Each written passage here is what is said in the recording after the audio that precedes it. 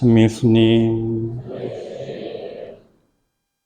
한 주일하고도 이틀 동안 잘 지내셨나요? 네, 지난주 주일은 제가 미리 말씀드렸던 것처럼 초중고등부 주일학교 꼬꼬마 친구들을 데리고 저기 가평으로 여름 캠프를 다녀왔습니다. 목삼동 성당, 목사동 성당이 함께 했고 무려 4년 만에 일어났던 주일학교 행사였고요. 많은 아이들이 특별히 다치거나 어디 아프거나 한 친구들 없이 2박 3일 동안 열심히 잘 뛰어놀고 왔습니다. 대신 우리 교사들이 체력적으로도 지치고 아프고 한 친구들이 있어서 조금 걱정스럽긴 하지만 어쨌든 많은 분들의 기도 속에서 무사히 잘 끝났고 이제는 돌아오는 주일에 천연성체와 다음 주 주일에 청년 캠프까지 끝나면 저도 이제 이 바쁜 시즌을 끝낼 수 있습니다. 오늘은 성모 승천 대축일이고요. 행복하십니다. 주님께서 하신 말씀이 이루어지리라고 믿으신 분이라는 말씀을 중심으로 우리가 마음속에 품고 있는 이 참된 희망에 대해서 그리고 그 희망이 우리에게 주는 진정한 기쁨에 대해서 이야기를 좀 나누어 보려고 합니다. 오늘 입당성가 몇 번이었는지 기억나세요? 259번. 때로는 100마디, 1000마디 어렵게 설명하는 것보다 이 성가의 가사를 노래 부르면서 곱씹어 보는 게 더 빠르게, 더 쉽게 이해가 되는 경우들도 있습니다. 오늘 성모님의 승천이라고 하는 부분도 그런 부분이 좀 있어요. 아예 가사를 보여드리면 후렴으로는 성모 마리아 하늘나라에 들어올림 받으시니 우리도 천국을 그리며 주 찬미하리다 라고 하는 후렴 보입니다. 이 후렴에서 한 가지 우리가 잘 새겨들어야 할 단어가 있습니다. 무엇일까요? 핵심 단어. 성모 마리아 하늘나라에 들어올림 받으시니 중에 핵심 들어올림에 있습니다. 이게 왜 핵심일까요? 그냥 승천이라 라고 말씀하신다면 50점. 그러면 어떻게 하면 100점짜리가 될까요? 들어올림을 받다. 어떤 느낌을 받으셔요?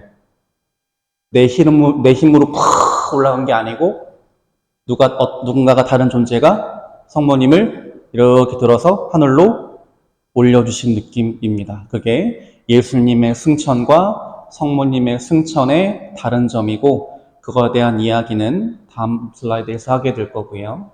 그 다음에 1절 성자 잉태하신 거룩한 몸 무덤 속에 안 계시게 많은 천사 두롱이 시켜 부활 승천케 하셨네. 무덤 속에 안 계시게 무슨 말일까요? 이 이야기에는 교회에 전통적으로 전해 내려오는 이제 뭐라고 그럴까요? 믿거나 말거나 라고 하는 정사 말고 이제 야사의 이야기가 전해져 내려옵니다. 토마스 사도가 예수님께서 부활하신 다음에 제자들 앞에 모습을 짠 나타나셨을 때 그 자리에 없었죠. 하필이면 그때. 근데 우리 토마스 사도는 중요한 타이밍에 그 자리에 없는 게 특징인가 봐요. 성모님이 이 세상에서의 삶을 다 마무리하시고 돌아가시던 그때에도 하필 토마스 사도가 그 자리에 없었어요. 그래서 볼일을 다 마치고 돌아와 보니 제자들이 전하기를 성모님이 돌아가셨대요. 그래서 토마스 사도가 너무 슬퍼하면서 나는 마지막으로 한 번 더 우리 어머니 얼굴을 뵈야겠다고 난 도저히 어머니께서 돌아가셨다는 사실이 믿어지지 않는다고 제자들한테 박박 우겨서 성모님이 묻혀 계시던 그 동굴로 찾아갔습니다. 성모님이 돌아가신 지 이틀 정도가 지났던 때였어요. 무덤을 딱 굴려보니까 성모님이 안 계셔요.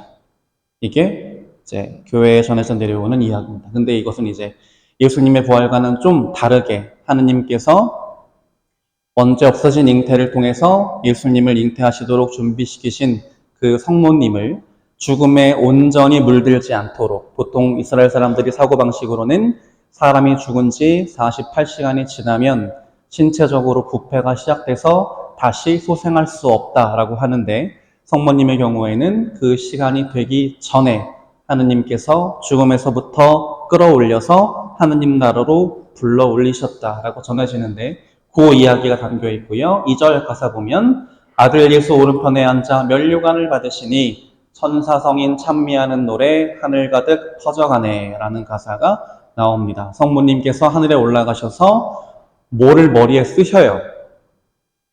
뭘까요? 5글자. 조금 어려운 단어인데 6글자구나. 천상모후의 관을 쓰십니다. 하느님의 어머니로서 지상에서 충실히 당신 아들 예수님의 뜻을 함께 하면서 하느님의 뜻을 마음에 새기고 충실히 따르는 삶을 살았던 그 삶에 대한 보상으로 하느님 옆에서 영광을 누리시게 되는 이 성모님의 모습을 가리키는 부분입니다. 그리고 3절의 가사는 이 성모님의 승천이 성모님 혼자만의 일이 아니라 성모님을 바라보는 우리 모두의 희망이라는 게 드러납니다. 마음 깨끗한 이들은 모두 주님을 뵙게 되오리니 성모 우리 덕을 향한 길로 인도하여 주옵소서. 성모님만 그렇게 되시는 게 아니라 우리도 이 세상에서 살아가는 동안 주님의 뜻을 마음에 새기고 충실하게 따르면서 살면 나중에 하느님께서 우리를 하늘나라로 불러 올리셔서 우리와 함께 기쁘게 행복하게 사실 거야 라는 믿음을 간직하고 성모님의 모범을 본받아야지 라는 마음으로 우리는 오늘 성모님의 승천을 기념하게 되는 겁니다. 그래서 아까 말씀드렸던 것처럼 성모님의 승천이라고 하는 것은 성모님께서 육신과 영혼을 온전히 지니신 상태로 하늘에 오르신 사건을 우리는 성모 승천이라고 부르는데, 예수님께서 당신 능력으로 하늘에 올라가신 예수님의 승천과는 구분하여 성모님은 본인의 능력이 아니라 하느님의 은총에 힘입어 하늘로 불러 올려지셨다라는 점을 강조하기 위해서 옛날에는 이 성모 승천이라는 말을 몽소 승천이라고 부르기도 했습니다. 그래서 우리도 하느님 아버지의 뜻에 철저히 순명하고 따르면 하느님으로부터 큰 은혜를 입어서 하느님 나라로 불려 올라갈 수 있다라고 하는 믿음을 우리는 성모님의 승천을 통해서 기념하고 간직하게 되는 것이죠. 그래서 이런 성모님의 승천을 티치아노라고 하는 이탈리아의 화가가 하나의 크다란 성화로 그려놓은 게 있습니다. 동정마리의 승천이라고 하는 제목의 성화인데 이렇게 크게 보면 자세한 부분들이 잘 안 보여서 제가 좀 확대를 해놨어요. 제일 위에 하느님 아버지의 모습이 보입니다. 두 팔을 벌리고 인자한 모습으로 성모님을 맞아주고 계시는데, 하느님 아버지의 왼손 보시면 뭐가 하나 보이실 거예요. 아까 저희가 잠깐 얘기했던 천상모후의 관을 손에 들고 성모님을 인자한 표정으로 맞이하고 계시는 하느님의 모습이 보입니다. 이게 우리가 나중에 하느님 나라로 갔을 때 누리게 될 영광을 상징하기도 하지요. 그리고 가운데 이제 성모님을 보면 성모님의 얼굴 표정, 성모님이 입고 계시는 옷 색깔, 성모님이 두르고 계시는 베일 색깔, 모든 거 하나하나가 다 상징하는 바가 있는데, 성모님의 얼굴 표정을 보면 상기된 얼굴 표정이고 팔을 하늘을 향해서 펼치고 계시죠. 그래서 하늘나라로 올라가는 기쁨, 하느님께 나아가는 기쁨을 저런 동작과 표정으로 표현하고 있고, 그리고 붉은색이라고 하는 색깔은 하느님께 대한 사랑, 온전하고 신실한 사랑을 의미하고, 그리고 저 청록색 베일에 있는 청록색이라고 하는 것은 가난한 마음을 상징합니다. 가난한 마음이라고 하는 것은 마음이 가난한 사람은 행복하다라고 하는 예수님의 가르침과 일맥상통하는 부분이라서 늘 내 마음속에 하느님과 함께하고픈 그런 열망을 간직하고 그런 열망을 바탕으로 하느님께 나아가려는 꾸준한 노력을 하는 마음을 우리는 가난한 마음이라고 하는데, 성모님께서 그런 마음으로 이 지상에서 충실하게 하느님 뜻을 실천하며 사셨다라고 하는 점을 드러내고 있습니다. 그리고 성모님의 아래에 보면 성모님을 바라보고 간절히 기도하는 사도들의 모습이 있습니다. 그냥 우와 좋겠다, 우와 부럽다 이게 아니라 우리도 언젠가 성모님처럼 하느님 나라에 불려 올라가서 기쁨과 영광을 누리고 싶다라고 하는 간절한 마음으로 성모님의 승천을 마음에 새기면서 노력하고자 하는 우리의 모습을 이 아래에 있는 사도들의 모습이 상징하고 있습니다. 그래서 우리는 이제 성모님의 이런 승천을 통해서 하나님 나라에서 누리게 될 영광과 행복을 이제 기대하고 바라게 되는데, 문제는 성모님의 삶이 그렇게 순탄치 않았다는 데 있습니다. 성모님과 관련된 제일 유명한 말은 고통이에요. 지금 보시는 그림이 성모 칠고라고 하는 유명한 성화입니다. 성모님께서 아들 예수님을 잉태하시는 순간부터 아들 예수님이 돌아가시는 순간까지 온전히 겪으셔야만 했던 7가지의 극심한 고통을 우리는 성모 칠고라고 부르지요. 아들 예수님을 성전에 봉헌하실 때 당신의 영혼이 칼에 꿰찔리는 가운데 아들은 반대자들에 의해서 배척을 받고 죽임을 당하게 될 겁니다 라는 신명원 예언자의 슬픈 예언을 들으셔야 했고, 그리고 헤로데가 이스라엘 지역에 사는 2살 미만의 아이들을 다 죽이라는 말도 안 되는 명령을 내려서 아들 예수님을 지키고자 아직 해산의 고통이 채 풀리지도 않은 그 시점에 요셉 성인과 함께 아들 예수님을 데리고 이집트로 피신하셔야만 했고, 그리고 아들 예수님이 12살이 되던 그 해에 성전에 축제를 하러 올라갔다가 아들 예수님을 잃어버리게 되는 큰 사건이 있었는데, 거기서 아들 예수님이 왜 저를 찾으셨습니까? 제가 하느님 아버지의 집에 있어야 하는 줄을 모르셨습니까? 라고 하는 이성으로 이해하기 힘든 그런 예수님의 뜻을 받아들이고 따라야만 했던 그 어려움, 이런 것들을 포함해서 총 7가지의 고통을 우리는 성모님 하면 묵상하게 됩니다. 그만큼 성모님의 삶은 두려움과 고통의 연속이었습니다.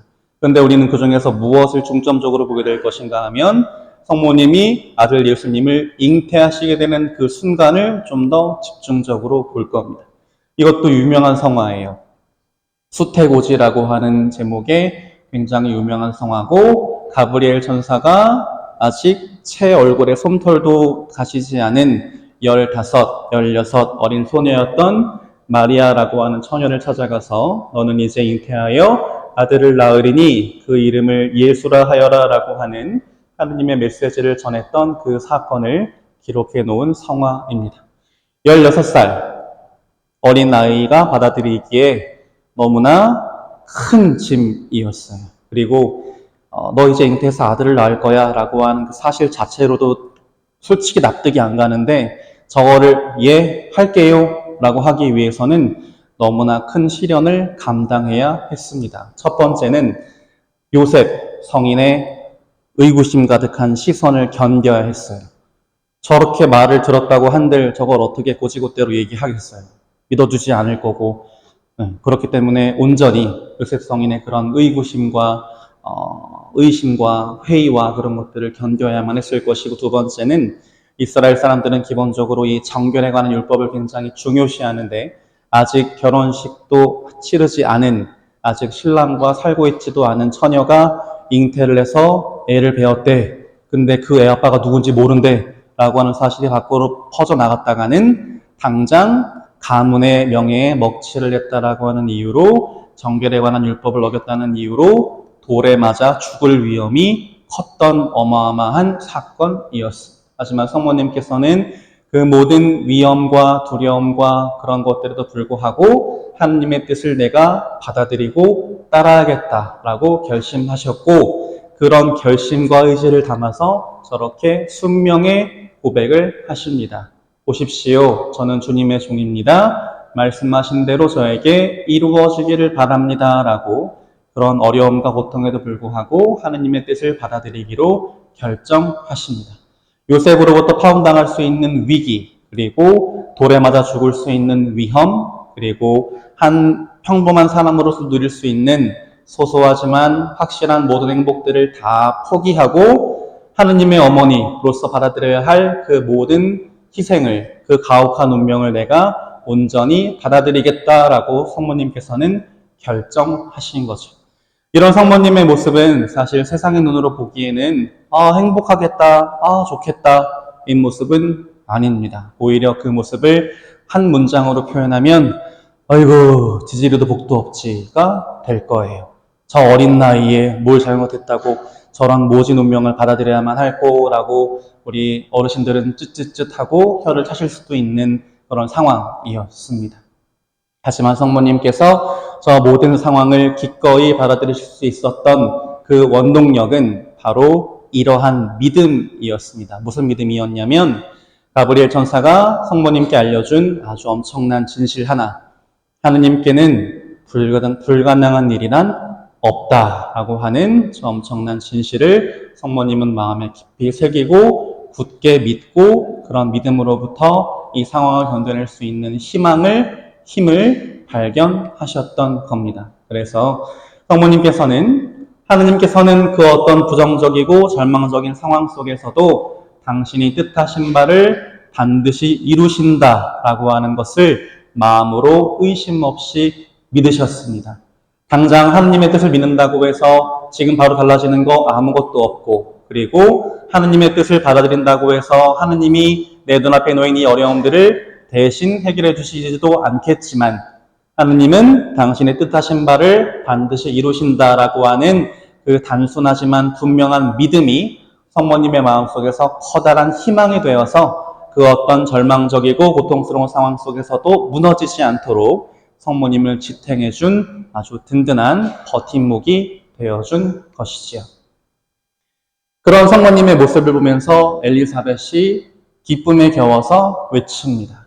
행복하십니다. 주님께서 하신 말씀이 이루어지리라고 믿으신 분이라고 엘리사벳 성녀가 성모님께 외칩니다. 그리고 이 말을 엘리사벳 성녀가 외쳤다라고 하는 사실이 굉장히 우리에게는 많은 것을 생각하게 합니다. 왜 그럴까요?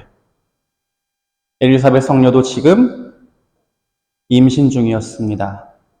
늙은 나이에 벌써 아이를 잉태한 지 6개월째가 된 상황이었어요. 근데 엘리사벳 성녀가 잉태하기까지 결코 그 과정도 쉽지 않았습니다. 엘리사벳은 이미 나이가 많이 들었고, 그리고 태어났을 때부터 아이를 가질 수 없는 불임의 몸이었고, 그리고 수십 년 동안 여러 사람을 찾아다니면서 할 수 있는 모든 것들은 다 해봤음에도 불구하고 아이를 잉태하지 못했어요. 그래서 너는 안 되나 보다, 하느님이 안 주시나 보다 라고 포기하고 있었는데 하느님의 천사가 나타나서 너는 아들을 잉태할 것이다 라고 하니 엘리사벳은 그 말씀을 그냥 곧이곧대로 받아들일 수가 없었습니다. 또한 지카르야, 남편인 지카르야 사제도 그 사실을 받아들이기가 어려웠어요. 아무리 이성적으로 논리적으로 생각을 해봐도 선사님, 저도 지금 나이가 거의 70이 넘었고 제 아내도 지금 거의 황혼기인데 저희가 이제 무슨 마음속에서 욕정이 일어나서 그런 일이 생기겠습니까? 더더군다나 제 아내는 아이를 갖지 못하는 몸이에요. 그런 일이 어떻게 일어나겠어요? 라고 의구심을 가지고 하느님의 뜻을 믿지 못했었습니다. 그래서 지카랴 예언자는 하느님으로부터 한 가지 벌을 받게 되죠. 네가 때가 되면 이루어질 나의 말을 믿지 않았으니 너는 너희 아들이 태어나는 그 순간까지 벙어리로 지내게 될 것이다 라고 하느님의 말씀을 듣고 그때부터 지카랴 예언자는 벙어리로 지내기 시작했습니다. 그런데 천사가 돌아가고 난 다음에 엘리사벳의 배가 점점 불러오기 시작하지요. 그리고 그 모습을 본 엘리사벳은 비로소 깨닫습니다. 아, 나는 내 생각에 갇혀서 내 고집 때문에 내 편견에 갇혀서 하느님의 뜻을 온전히 믿고 받아들이지 못했는데 하느님은 그 어떤 상황에서도 당신의 뜻을 반드시 이루시는구나 라고 하는 깨달음을 엘리사벳은 얻게 됩니다. 그러면서 마음속에 한 가지 후회가 밀려왔어요. 그 후회란 뭐냐면 아유, 어차피 하느님 뜻대로 될 건데 어차피 하느님의 뜻은 꼭 이루어질 건데 그냥 처음부터 믿을 걸 이라는 아주 큰 후회를 갖게 됐어요. 의심하지 않고 처음부터 믿었으면 불안하지 않았을 텐데 하느님을 원망하지 않았을 텐데 내 남편인 지카랴도 하느님으로부터 벌을 받아서 벙어리가 돼가지고 죄인처럼 숨어 지내는 게 아니라 여러분 하느님이 우리 부부에게 너무나 큰 축복을 주셨어요 라고 기쁨 속에서 사람들에게 하느님의 은총을 증언하면서 기쁘게 지낼 수 있었을 텐데 우리는 왜 못 믿었을까 하느님의 말씀을 이라고 하는 후회 속에 살았었습니다. 그렇기 때문에 성모님의 모습을 보면서 마음속으로 두 가지 감정이 들었어요. 첫 번째는 아이고, 나이가 어린 친구가 참 대견하다라는 거였고, 두 번째는 참 부럽다였어요. 나도 저렇게 순수하게 의심 없이 굳게 믿을 수 있었다면 참 행복했을 텐데 라고 하는 마음을 품게 되었고, 그런 마음을 터져나오는 신앙 고백처럼 성모님께 외쳤던 것이죠. 행복하십니다. 하느님께서 하신 말씀이 꼭 이루어지리라고 굳게 믿으셨으니 당신은 진정 행복한 사람입니다. 라고 엘리사벳 성녀는 진심을 담아서 성모님께 외칠 수 있었습니다. 저번 월드컵 때 한번 유행이 됐던 말이 있어요. 태극기에 누가 저거를 써가지고 와서 들고 다니면서 한번 유행이 됐던 말. 중꺾마. 중꺾마가 뭐의 준말이죠? 중요한 것은 꺾이지 않는 마음. 근데 이건 우리 신앙에서도 똑같이 적용돼요. 신앙생활하면서 중요한 것은 하느님께 대한 굳건한 믿음을 바탕으로 꺾이지 않는 희망입니다. 어떤 믿음? 하느님은 그 어떤 상황에서도 반드시 우리의 참된 행복과 구원을 바라시는 당신의 뜻을 이루신다는 믿음으로 나에게 어떤 고통과 시련이 일어나든지 나에게 어떤 예측할 수 없는 상황이 벌어지든지 흔들리지 않고 하느님의 뜻은 반드시 이루어진다라고 하는 희망을 간직하고 살아가면 우리는 하루하루를 하느님의 섭리 안에서 기쁘게 살아갈 수 있다라고 하는 것이죠. 그래서 하느님께서는 그 어떤 상황 속에서도 절대로 반드시 기필코 당신의 뜻을 이루시고야 맙니다. 그리고 하느님의 사랑을 믿는 사람에게 극복할 수 없는 절망이나 두려움이라고 하는 것은 존재하지 않습니다. 왜 그러냐? 그 모든 것들이 결국은 다 하느님께서 나를 참된 행복으로 이끄시기 위해 앞으로 나아가는 과정임을 마음으로 굳게 믿기 때문에 참된 믿음을 가진 사람들은 어떤 상황에서도 흔들림 없이 담대하게 구원을 향해서 앞으로 나아갈 수 있는 것이죠. 그래서 오늘 성모 승천대축을 기념하면서 엘리사벳의 저 외침을 우리 각자가 마음에 좀 새겼으면 좋겠습니다. 행복하십니다. 하느님의 말씀이 하느님의 뜻이 이루어지리라고 믿으신 분이란 말씀을 우리도 마음에 새기면서 하느님의 약속이 하느님의 말씀이 꼭 이루어지리라고 믿으면서 매일매일을 행복하게 하느님께서 베풀어 주시는 충만한 은총과 복 안에서 기쁘게 행복하게 지낼 수 있는 우리가 될